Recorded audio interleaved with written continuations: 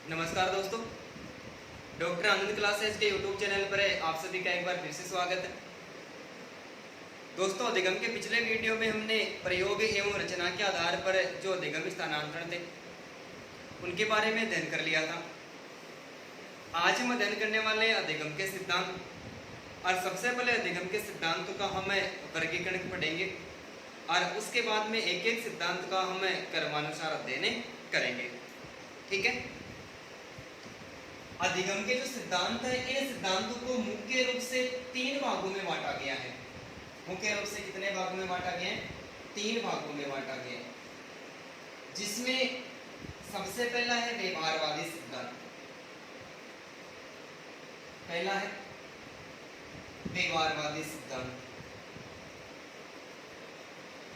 व्यवहारवादी सिद्धांत। दूसरा है संज्ञानवादी सिद्धांत।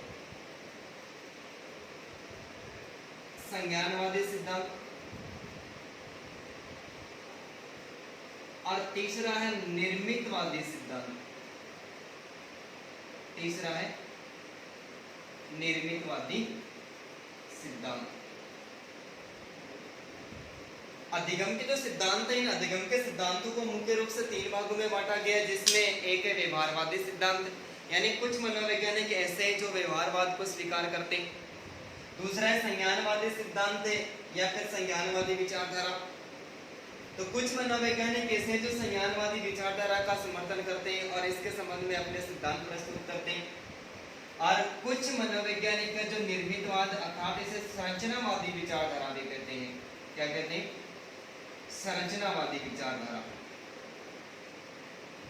संरचनावादी विचारधारा। तो कुछ मनोवैज्ञानिक इस संरचनावादी विचारधारा का समर्थन करने वाले हैं। सबसे पहले हम बात करते हैं व्यवहारवाद को मानने वाले मनोवैज्ञानिक और उन मनोवैज्ञानिकों ने अपने जो सिद्धांत प्रस्तुत किए उनके बारे में। व्यवहारवाद में जो सबसे पहला सिद्धांत पढ़ेंगे हम उद्दीपक अनुक्रिया सिद्धांत। उद्दीपक अनुक्रिया सिद्धांत। उद्दीपक अनुक्रिया सिद्धांत, जिसका प्रतिपादक या जो प्रवर्तक है वो ईएल थॉर्नडाइक को माना गया है। ईएल थॉर्नडाइक, एडवर्ड ली थॉर्नडाइक। दूसरा है अनुकूलित अनुक्रिया सिद्धांत। अनुकूलित अनुक्रिया सिद्धांत, जिसका प्रवर्तक है IP Pavlov, Ivan Petrovich Pavlov. तीसरा जो सिद्धांत है व्यवहारवाद का वो है क्रिया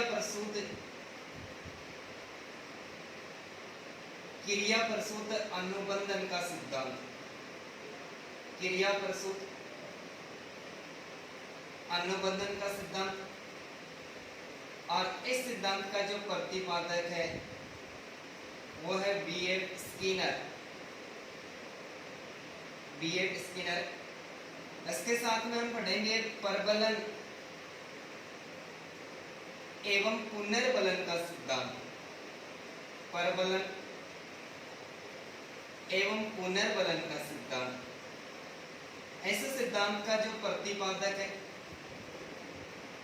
इस सिद्धांत का प्रतिपादक है क्लार्क हल। क्लार्क हल। और इसके साथ में एक सिद्धांत पढ़ेंगे समीपता या प्रतिस्थापन का सिद्धांत। समीपता या प्रतिस्थापन का सिद्धांत, जिसका प्रतिपादक एडविन गुथरी। एडविन गुथरी को माना गया है। और इसके साथ में एक और व्यवहार का अधिगम सिद्धांत पढ़ेंगे। व्यवहार का अधिगम सिद्धांत, और इस सिद्धांत का जो प्रतिपादक है वो जेपी वॉटसन को माना गया है, जेपी वॉटसन। ठीक है।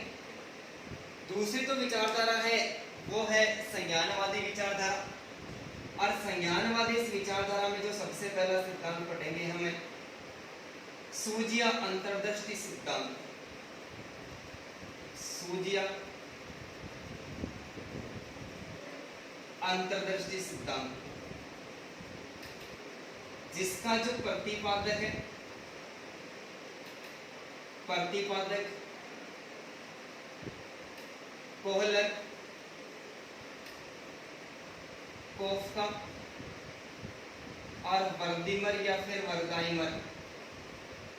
दूसरा सिद्धांत पढ़ेंगे सामाजिक अधिगम का सिद्धांत,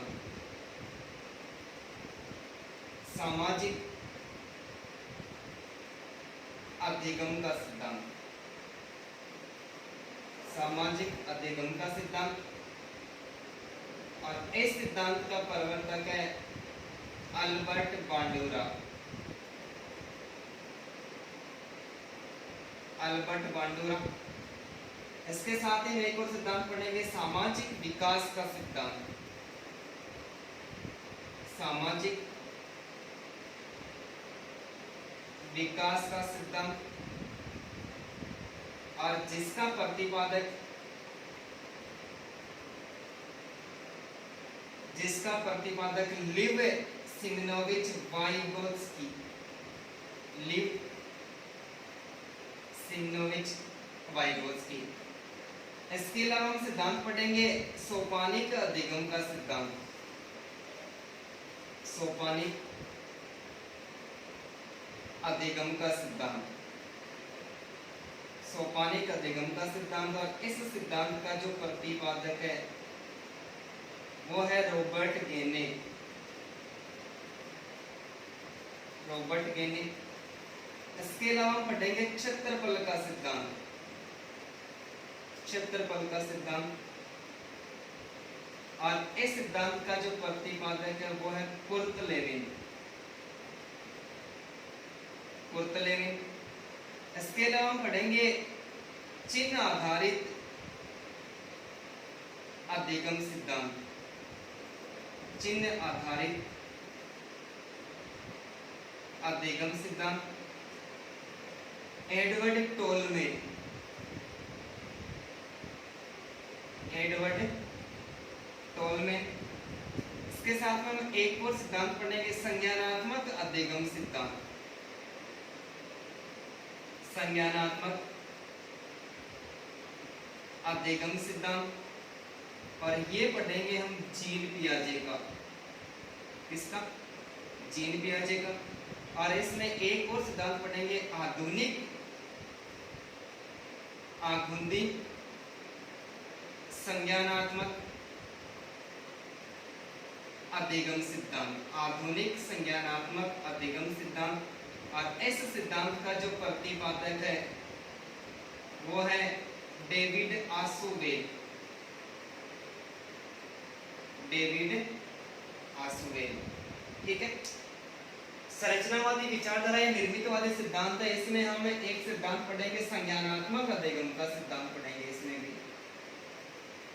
संज्ञानात्मक अधिगम का सिद्धांत, संज्ञानात्मक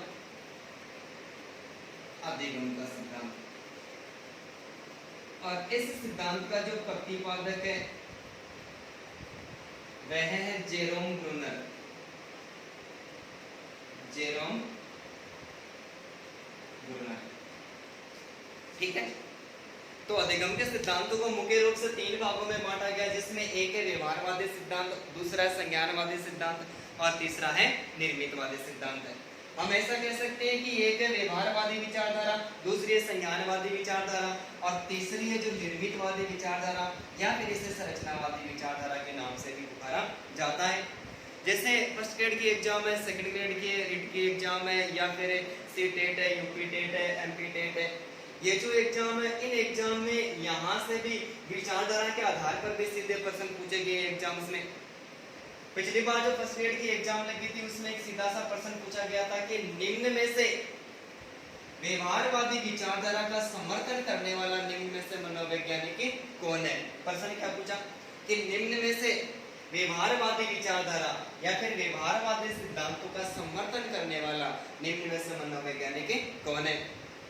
उस विकल्प में कोलर भी दिया हुआ था, अल्बर्ट बांडुरा भी दिया हुआ था, रॉबर्ट गेने भी दिया हुआ था और साथ में थॉर्नडाइक भी दिया हुआ था।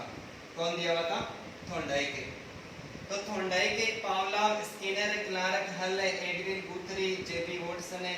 जेबी वॉटसन के अलावा जो वुडवर्थ है, इन्होंने व्यवहारवादी सिद्धांत को स्वीकार किया, फिर व्यवहारवादी विचारधारा का ही समर्थन किया। तो उस पर्सन का जो विकल्प सही होना चाहिए वो था थॉर्नडाइक। लेकिन जब कोचिंग्स वगैरह की आंसर की भाई, उस आंसर के आने के समय जो प्रतिपादक है, व्यवहारवादी सिद्धांत का समर्थक है, वो कोलर को स्वीकार किया था। किसको स्वीकार किया था? कोलर को स्वीकार किया। जब आरपीएस की आंसर किया है फर्स्ट ग्रेड में, तब भी कोलर को स्वीकार किया, लेकिन उसके बाद में रिट लगी और रिट लगने के कारण जब समर्थक थॉर्नडाइक को माना गया तो आरपीसी ने उस पर्सन में संशोधन करने के बजाय उस पर्सन को डिलीट कर दिया था। इसके अलावा सेकंड ग्रेड की एग्जाम लगी थी। सेकंड ग्रेड की एग्जाम में सीधा प्रश्न पूछा गया था कि सामाजिक अधिगम के सिद्धांत का निम्न में से प्रतिपादक कौन है? सामाजिक अधिगम के सिद्धांत का, तो सामाजिक विकास का सिद्धांत है वो किसके द्वारा दिया गया? सामाजिक विकास का सिद्धांत लिव सिग्नोविच वाइगोत्स्की के द्वारा दिया गया। इसके द्वारा? लिव सिग्नोविच वाइगोत्स्की के द्वारा। प्रश्न पूछा सामाजिक अधिगम के सिद्धांत का निम्न में से समर्थक या प्रवर्तक कौन है? अल्बर्ट बांडुरा विकल्प में नहीं दिया हुआ था। तब ये जो सामाजिक अधिगम सिद्धांत का जो सहयोगी था, ये सहयोगी वाइगोत्स्की को माना गया है। किसको माना गया? वाइगोत्स्की। तो अल्बर्ट बांडुरा विकल्प में नहीं होने के कारण किसको स्वीकार किया? वाइगोत्स्की जो विकल्प था उसको स्वीकार किया गया। ठीक है। इसके साथ में जो सीटेट की एग्जाम लगी और सीटेट के साथ में संस्कृत डिपार्टमेंट, जो संस्कृत सेकंड ग्रेड डिपार्टमेंट की एग्जाम लगी, उस एग्जाम में भी इस निर्मितवादी विचारधारा के संबंध में प्रश्न पूछा गया। सीटेट और सेकंड ग्रेड संस्कृत डिपार्टमेंट दोनों के संबंध में एक प्रश्न पूछा गया कि निम्न में से निर्मितवादी विचारधारा का समर्थन करने वाला निम्न में से मनोवैज्ञानिक या व्यक्ति कौन है? तो निर्मितवादी जो विचारधारा है, इस निर्मितवादी विचारधारा का समर्थन करने वाले जो मनोवैज्ञानिक या व्यक्ति, उसमें एक तो जेरोम बुर्नल। जेरोम बुर्नल के अलावा इसका जो समर्थक है वो है विलियम वुंट। William Wundt. और इसके अलावा विलियम वुंट का एक और शिष्य टिचनर, एक शिष्य टिचनर। तो ये जो तीन वैज्ञानिक है ये इस निर्मितवादी विचारधारा के समर्थक माने जाते हैं। प्रश्न पूछा था कि निर्मितवादी विचारधारा का समर्थक निम्न में से कौन है? तो दो बार प्रश्न पूछा गया और दो बार प्रश्न पूछने में विकल्प में केवल और केवल टिचनर था।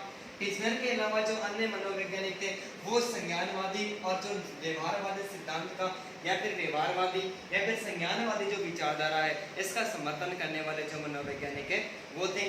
तो यहाँ पर किसको स्वीकार किया? दो एग्जाम में एक प्रश्न को बार बार पूछा गया और उसमें विकल्प में टिचनर था, विलियम वुंट और जेरोम बुर्नर। ये दोनों विकल्प में नहीं होने के कारण किसको स्वीकार किया? टिचनर है, क्योंकि टिचनर ने भी किसका समर्थन किया है? इस निर्मितवादी सिद्धांत या फिर निर्मितवादी विचारधारा का समर्थन किया है। इसके अलावा जो फर्स्ट ग्रेड की एग्जाम लगती है, सीटेट की सेकंड ग्रेड की एग्जाम लगती है, इन सिद्धांतों के संबंध में कोई भी सिद्धांत लेगा और सिद्धांत के आगे पीछे मनोवैज्ञानिकों का नाम लिख देगा और नाम लिखने के बाद में जो मिलान वाले पर्सन है, कोई बड़ा पर्सन है मिलान वाला, तो मिलान वाले पर्सन में इस सिद्धांत में आसानी से पूछे जाते हैं। तो धन्यवाद दोस्तों अब हम क्या करेंगे कि जो व्यवहारवादी सिद्धांत है, क्रमवाइज से जो सिद्धांत यहाँ पर हमने लिखे उनमें से नेक्स्ट वीडियो में एक एक सिद्धांत का विस्तार से अध्ययन करेंगे। धन्यवाद दोस्तों यदि पढ़ाने के बाद में किसी प्रकार की कोई गलती वगैरह भी रह जाती है तो आप कमेंट बॉक्स में ज़रूर कमेंट करें और यदि आपको वीडियो अच्छा लगे तो आप चैनल को सब्सक्राइब करें, साथ में बेल आइकन बटन को दबाना बिल्कुल भी नहीं करें और वीडियो को लाइक करें और आपसे जितना हो सके उतना ज़्यादा से ज़्यादा शेयर करें। धन्यवाद।